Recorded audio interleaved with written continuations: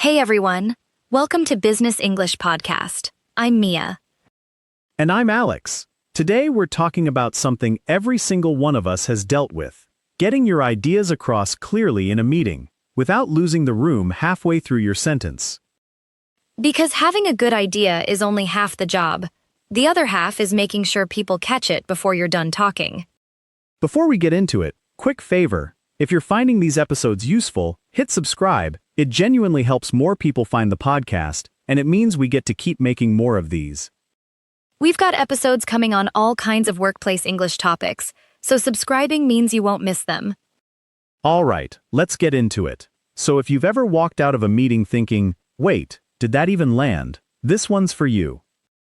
Okay, picture this. At 10 a.m. on Tuesday, we have an online meeting to review the upcoming project. There are 12 people in the meeting, but half of them have their cameras turned off, clearly multitasking or working on something else at the same time. Classic. And I had this idea about speeding up our client onboarding process. Thought about it for days, wrote notes the night before, which, for me, is a lot of preparation. So you were prepared. That's not usually the problem.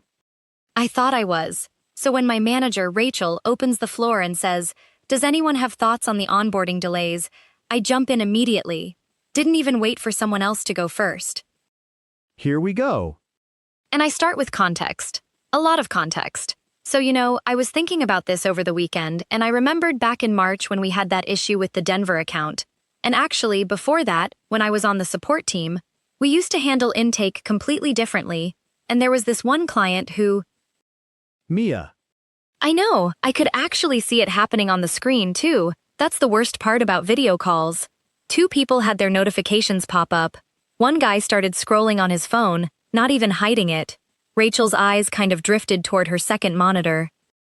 Oh, you could see the exact moment you lost the room. In real time. And I just kept going, because once you're in it, stopping feels more awkward than finishing. By the time I got to my actual idea, which was just to use one shared intake form instead of 3 separate emails, Rachel had already said, "Great, thanks, let's hear from David." Wait, you never even finished? I finished, technically, said every word I planned to say, but nobody was listening anymore. My idea was in there somewhere, buried under 4 minutes of backstory nobody had asked for. I've done that exact thing. You start talking, you can feel yourself losing people in real time, and you don't know how to just stop and reset without it feeling weird. Right. And the worst part is, what happened next? David spoke right after me and basically said the same idea. Same idea. Shorter, cleaner, way more direct. Everyone loved it. Rachel actually wrote it down. I remember seeing her typing. Oh, that stings. It really does. Wasn't that my idea was worse than his? I just buried the leady so badly nobody found it in time. Buried the lead. I like that. We'll explain it properly in a bit. There's one more part, actually. After the call ended, I went to go make coffee, and I ran into David in the kitchen, of all places. I messaged him earlier, too, half joking. "Did you steal my idea?" Oh no. What did he say? He looked genuinely confused for a second, like he hadn't even clocked that our ideas overlapped. He wasn't being weird about it, he genuinely didn't realize. Just said, "I think I said it in like one sentence, so maybe that's why it stuck." That line stayed with me the rest of the day. I kept replaying it while I was pouring my coffee, actually. Because it wasn't malicious. He just communicated it differently. He didn't outthink me. He outstructured me. Once I got that, it stopped feeling personal and started feeling like something I could fix. Which was a relief, honestly. That's a good reframe. Not "I'm bad at ideas." More like "wrong shape for the room." Right. And that's what today's episode is about. Let's actually hear what the fix sounds like, because I think a lot of you are going to recognize yourselves in this. So, the context here is that the marketing team is having a mid-morning brainstorming session with 5 members in a meeting led by Jordan, and Sarah has been asked to pitch an idea for a new email campaign. So, I had this idea, and I want to give you a little background first. Last quarter, our open rates were kind of all over the place, and I was looking at some data, and also I talked to a couple people on the support team, and they mentioned customers were confused about... Sarah, what's the idea? Oh, sorry, I'll get straight to the point. The idea is, I think we should split it into 3 shorter emails, based on what the customer clicked on last time, instead of creating one big newsletter. Clear. Why do you think that'll help? Last quarter, our open rates were inconsistent, and based on some data analysis and feedback from the support team, many customers felt the content wasn't relevant to them. By personalizing the emails, we can make the content more targeted and increase engagement. That makes sense. What do you need from the team to test it? 2 weeks, and access to last month's click data. That's it. Sounds good. Send me a one-line summary after this call, and I'll get the data to you tomorrow. I will do. Thanks. That took very little time. I knew exactly what you wanted from the first sentence. That felt so much better than how I usually explain things. Normally, I'd have taken 5 minutes to get to that same point. I'd have zoned out by minute 2, not gonna lie. Fair. I do that to people a lot, apparently. Who else has something? Priya, anything to add on this? Yeah, this actually connects to something we discussed back in January when we redesigned the homepage. There was a whole debate about segmentation, and I remember... Priya, idea first, history after? Sure, sorry. The idea is, we personalize the subject lines too, not just the content. Why subject lines specifically? Because that's what determines whether people open the email in the first place. If they don't open it, the content doesn't really matter. Fair. What do you need to test that? Nothing extra. We can bundle it into Sarah's 2-week test. Perfect. You two sync up after this. Send me one combined plan? Will do. See, Priya. Idea first, then the why, then the ask. 20 seconds. The homepage story would have taken 5 minutes and I still would not know what you needed. Noted. All right. I think that's everything for today. Sarah, Priya, combined plan by Thursday, and we'll review results at next week's stand-up. Sounds good. Works for me. Great. Thanks, everyone. That's a wrap. Okay, let's break down what made those second versions work. Some genuinely useful language in there. First, bury the lead. LEDE, spelled strangely, comes from journalism. It means you hide your main point under too much background, so the listener misses it entirely. In a meeting, I don't want to bury the lead here, so let me just say it up front. If that feels like a mouthful, simpler backup, let me get straight to the point. That one works really well. It tells everyone the main point is coming, so pay attention. I actually use it in almost every meeting now. Once you notice it, you hear it everywhere. Same here. I catch myself saying it all the time now, but honestly, it helps. Next, the bottom line is your go-to for wrapping the main idea into one sentence, especially after you've already said a lot. We talked to 3 vendors. Prices vary, timelines vary too, but the bottom line is, vendor B gives us the best value. It's a signal phrase. Tell the listener, here's the part to remember. Forget the rest. Third, to sum up. Simple, but people forget to use it. Your cue right before you compress everything into one final line. To sum up, we think a phased rollout is safer than launching everything at once. A bit formal for some teams. Easier backup. So, basically, we think a slower rollout is safer. Same meaning, more casual. Depends on your workplace. Honestly, some teams are stiffer than others. True. Fourth, and this one's genuinely useful when you catch yourself rambling. Let me back up for a second. Sounds like you're adding more, but it's actually a reset button. Tells people I'm about to refocus, which beats just trailing off. Let me back up for a second. The actual ask is 2 weeks of testing, nothing more. If backup feels tricky, just say, let me try that again, and restate it shorter. Either works.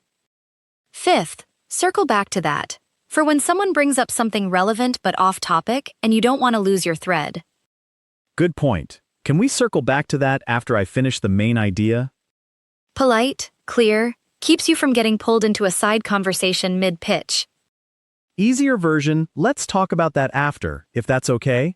Softer, works well with someone more senior than you too. Good call. Sixth, and maybe the single most useful one today. Here's the ask. 2 words. Then you tell people exactly what you need. Like Sarah, here's the ask: 2 weeks and access to last month's data, no fluff. Not comfortable with ask as a noun yet? Just say, what I need from you is... Either way, one clear ask fixes most meetings that go nowhere. It's such a small addition to a sentence, but it changes everything about how actionable you sound. One more small thing before we move on. Sarah never apologized for having the idea. No, sorry, this might be a dumb question. She just stated it. Such an easy trap though, softening your idea before anyone's even reacted to it. Small habit, big difference in how confident you sound, even on days you don't feel it. It's easy to underestimate how much that one apology at the start colors everything you say after it. Right, the listener ends up bracing for something weak before they've even heard the actual idea. Last phrase, and Priya's version gave us a good one. Idea first, history after. Gentle way to redirect someone without shutting them down. Works because it's not stop talking, it's let's reorder this. You're inviting the background back in later, not cutting it off for good. You can use it on yourself too, mid-sentence. Let me get to the idea first, background after. Nice self-correction line. Good one to keep in your pocket, especially if you're running the meeting and someone else starts rambling. Honestly, once you start using even 2 or 3 of these, the difference in how people respond to you is pretty noticeable. Agreed. Small phrases, but they change the whole shape of how you come across. 7 phrases now. Let's zoom out, though. There's a simple structure sitting behind all of it. We've been calling it the headline detail stop method. 3 steps every time you speak up in a meeting. Step 1, headline. Say your main point first, in one clear sentence, before any background. Instead of saying, so I was thinking about this over the weekend, start with something like, I think we should simplify our onboarding process.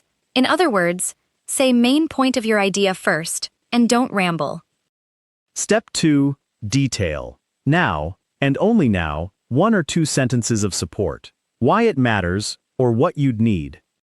It could reduce back and forth emails and save time for both the team and the client. Step 3, the one everyone forgets. Stop. You actually stop talking and let someone respond. Hardest part for me, honestly. Instinct is always, oh, and just one more thing, which is exactly how you bury your own lead all over again. So, the whole method in one line. Headline, 1 or 2 details. Stop, let someone respond. Headline, detail, stop. Fits almost anything. Status updates, pitching, even a surprise question from your boss. It's not just for pitching ideas either. Say your boss suddenly asks, what do you think about the new pricing plan? In that moment, panic wants you to start with, well, it's complicated. There are a few factors. Instead, headline, I think it's a good direction, with one concern. Detail, smaller clients might find the jump too steep. Stop. 3 sentences. You sound like someone who already had an opinion, not someone scrambling to invent one. Which, let's be honest, is usually exactly what's happening. We won't tell anyone. And the nice part is, it also makes you sound more confident even when you're not feeling it. You're not hedging with a pile of context before you get there. It works for written stuff too, by the way. Slack messages, emails, same idea, headline in the first line, details after, then stop typing. Oh, that's such a good point. I think half the reason people don't read long Slack messages is exactly this. The important part is buried in paragraph 3. Right, and most people only read the first line before deciding whether to keep reading at all. So if your headline's not in that first line, you've basically lost them already. Same as in a meeting. Try it once in your next meeting, or even your next email, that's all. And notice how differently people react. Feels strange the first time. Almost too short. But that short version is exactly what people remember afterward. A lot of people worry that being that brief makes them look like they haven't thought it through, but it's actually the opposite. Rambling is usually what reads as unprepared, not brevity. Good point. Confidence and thoroughness aren't the same thing, and people tend to mix them up. Now that you know the method, let's hear that conversation one more time. See if you can catch the headline detail stop shape in how Sarah pitches it once she gets it right. I had this idea, and I want to give you a little background first. Last quarter, our open rates were kind of all over the place, and I was looking at some data, and also I talked to a couple people on the support team, and they mentioned customers were confused about, Sarah, what's the idea? oh, sorry. I'll get straight to the point. The idea is, I think we should split it into 3 shorter emails, based on what the customer clicked on last time, instead of creating one big newsletter. Clear. Why do you think that'll help?